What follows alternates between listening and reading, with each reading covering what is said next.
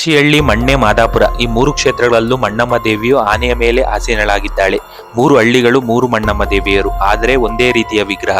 ಇದು ಹೇಗೆ ಸಾಧ್ಯ? ತುಮಕೂರು ಜಿಲ್ಲೆಯ ಶಿರಾ ತಾಲೂಕಿನ ಸಾಕ್ಷಿಹಳ್ಳಿಯಲ್ಲಿ ನೆಲೆಸಿರುವ ಶ್ರೀ ಮಣ್ಣಮ್ಮ ದೇವಿಯು ಶತಮಾನಗಳಿಂದ ಲಕ್ಷಾಂತರ ಭಕ್ತರ ಆರಾಧ್ಯ ದೇವತೆಯಾಗಿದ್ದಾಳೆ. ಆರೋಗ್ಯ, ಸಂತಾನ, ಕಷ್ಟ ನಿವಾರಣೆಗಾಗಿ ಭಕ್ತರು ಇಂದಿಗೂ ತಾಯಿಯ ಮೊರೆ ಹೋಗುತ್ತಾರೆ. ಆದ್ರೆ ಮಣ್ಣಮ್ಮ ಇಲ್ಲಿ ಎಷ್ಟು ವರ್ಷಗಳಿಂದ ನೆಲೆಸಿದ್ದಾಳೆ? ಸ್ಥಳೀಯ ಜನಪದ ನಂಬಿಕೆಯ ಪ್ರಕಾರ ಮಣ್ಣೆ ಗ್ರಾಮದ ಕೆರೆಯಿಂದಿರುವ ಒಂದು ಪ್ರಾಚೀನ ಬಂಡೆ 7 ಭಾಗಗಳಾಗಿ ಸಿಳಿತು. ಆ ಬಂಡೆಯಿಂದಲೇ 7 ಸಹೋದರಿ ದೇವತೆಗಳು ಪ್ರಕಟವಾದರು ಎಂದು ಭಕ್ತರು ನಂಬುತ್ತಾರೆ. ಇಂದಿಗೂ ಆ ಬಂಡೆಗೆ ವಿಶೇಷ ಪೂಜೆ ಸಲ್ಲಿಸಲಾಗುತ್ತದೆ.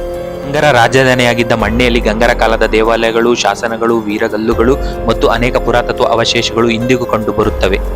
ಗಂಗರ ಕಾಲದಲ್ಲಿಯೇ ಮಣ್ಣೆಯ ಮಣ್ಣಮ್ಮ ದೇವಿಯ ಆರಾಧನೆ ನಡೆದಿತ್ತೆಂದು ಸ್ಥಳೀಯ ಪರಂಪರೆ ಹೇಳುತ್ತದೆ. ಮತ್ತೊಂದೆಡೆ ಗುಬ್ಬಿ ತಾಲೂಕಿನ ಮಾದಾಪುರದಲ್ಲಿಯೂ ಮಣ್ಣಮ್ಮ ದೇವಿಯ ಆರಾಧನೆ ಇದೆ. ಮಾದಾಪುರದಲ್ಲಿಯೂ ಗಂಗರ ಕಾಲದ ಶೈಲಿಯನ್ನು ನೆನಪಿಸುವ ವೀರಗಲ್ಲುಗಳಿವೆ. ಸಾಕ್ಷಿಹಳ್ಳಿ ಮಣ್ಣಮ್ಮ ದೇವಿಯ ತವರು ಮನೆ ಎಂದು ಹೇಳಲಾಗುವ ಕುರಿಹಳ್ಳಿಯಲ್ಲಿಯೂ ಗಂಗರ ಕಾಲದ ವೀರಗಲ್ಲುಗಳು ಕಂಡುಬರುತ್ತವೆ.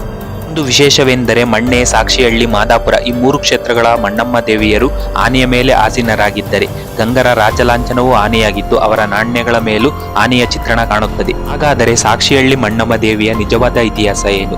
ಈ ಎಲ್ಲಾ ಪುರಾವೆಗಳು ಏನನ್ನೂ ಸೂಚಿಸುತ್ತವೆ?